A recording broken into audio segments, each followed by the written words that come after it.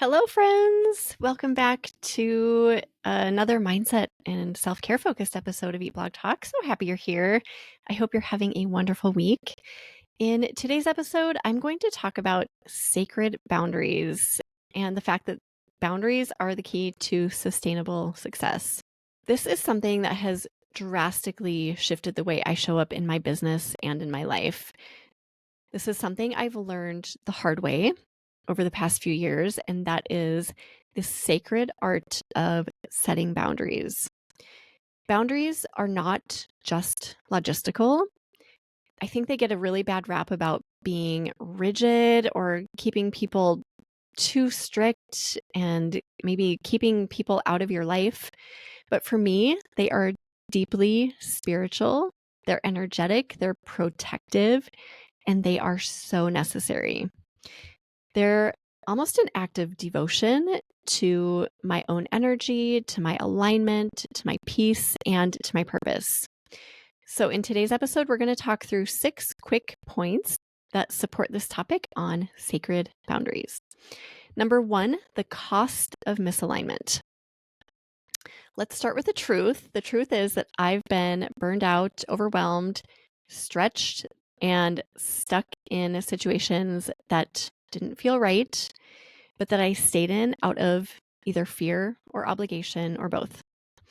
One example is a past partnership that looked really great on the surface. Outwardly, it appeared to be successful, but inwardly, I just felt like I was wilting inside. I had given away parts of my voice and my power and my purpose without realizing it.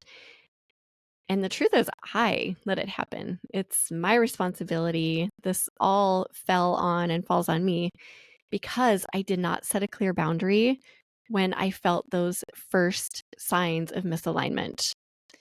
Boundaries are rarely a one-time event. They're a pattern that I believe we practice over and over, first within ourselves and then with others. Number 2, let's talk about what is a sacred boundary. A sacred boundary is a decision made in love and clarity to protect what matters most to us. It is not about pushing people away, like I think boundaries get a bad rap for. It's more about pulling your truth closer to you. It is saying that you won't sacrifice peace to keep things comfortable. It's saying that you're worthy of working in ways that nourish you. It's saying that you can love someone and still say no. It's saying that you can honor the divine flow of things, of life, and still draw a firm line. Number 3, signs you might need a boundary. How do you know when it's time to set a boundary? Sometimes it feels really obvious, like when you feel totally drained after a meeting or a commitment or a long day of misaligned work or a long week of that same type of work. But other times, I think it's a little bit more subtle. So here are a few things that I've learned to watch for in myself. If you start to dread a certain task, a certain call, a certain person, or a certain type of work that you're doing, even if it looks good on paper. Another thing is if you hear yourself thinking, oh, I really don't want to do this, while simultaneously agreeing to do it. Or if your calendar is full of things that technically, quote, matter, but something just doesn't feel right. Or if you're saying yes to things out of guilt or habit, or perhaps just wanting to please other people and not because they actually align with your values. Or you feel resentful or frustrated after you do something, but you can't quite put your finger on it or explain why. Or maybe you've lost sight of what lights you up because you've been way too busy managing everything and everyone else.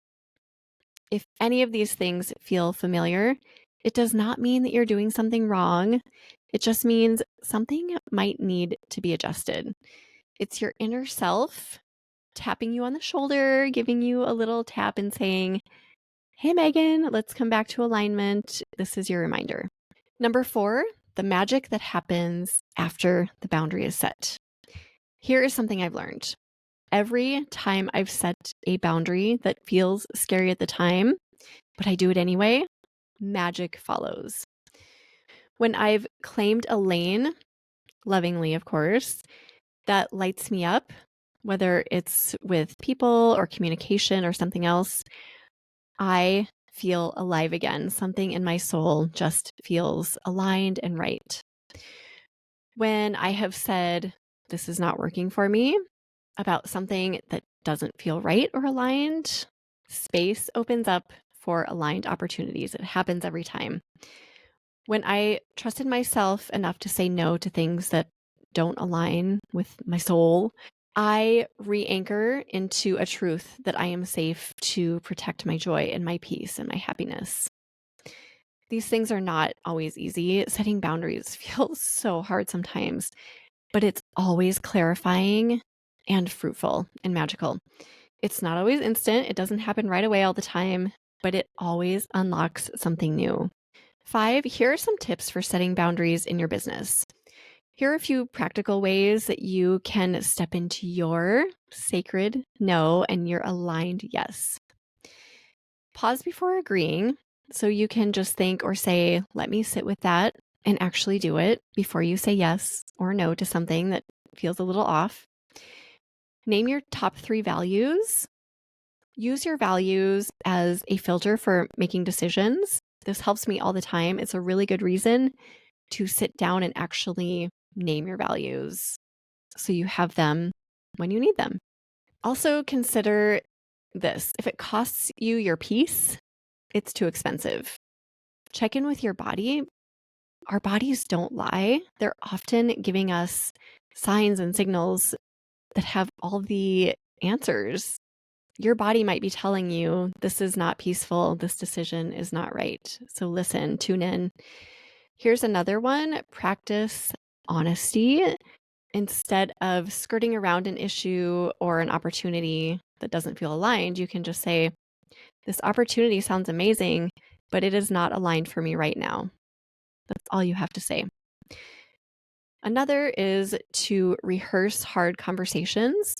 So if you need to journal about something or speak it out loud to yourself or to a loved one, this can get you into the habit of speaking those things that you know you need to say that maybe are hard to say in reality. So when it comes to it, you're in the flow and you can say those things you need to say. And the last suggestion is to revisit your calendar weekly and make sure that your calendar is always honoring your energy. If it's not, if it's draining your energy, then you need to rethink what is on your calendar. Number 6, a reminder for you people pleasers out there, myself included here. If you have struggled with boundaries in the past, I have too. It's okay. We have been taught to keep the peace, to be nice, to say yes, to avoid conflict. All these things I think have been ingrained in our souls in one way or the other. But here's the reframe I want you to carry forward. Setting boundaries does not make you a difficult person. It makes you clear and honest. It doesn't mean you're rejecting someone or something. It means you are choosing you. And that is so important. The more you choose yourself, the more impact you can have on others from an actual place of integrity and not depletion or misalignment. Some closing encouragement. You are allowed to design a life and a business that feels good. You are allowed to say no in order to protect your peace. You are allowed to create boundaries that let your magic flourish in this world. When you do, watch what happens, watch how clarity returns, energy rises, how clients, projects, and collaborations start to feel right again. This is sacred work. You are worthy of it and you deserve it. I invite you to do a little audit this week. In what areas of your life or business are you saying yes when you should really be saying no? Also think about this. What would it look like to set one clear, loving boundary this week? Just food for thought for you. I hope you enjoyed this episode. I will see you back here again next week. Thanks for listening.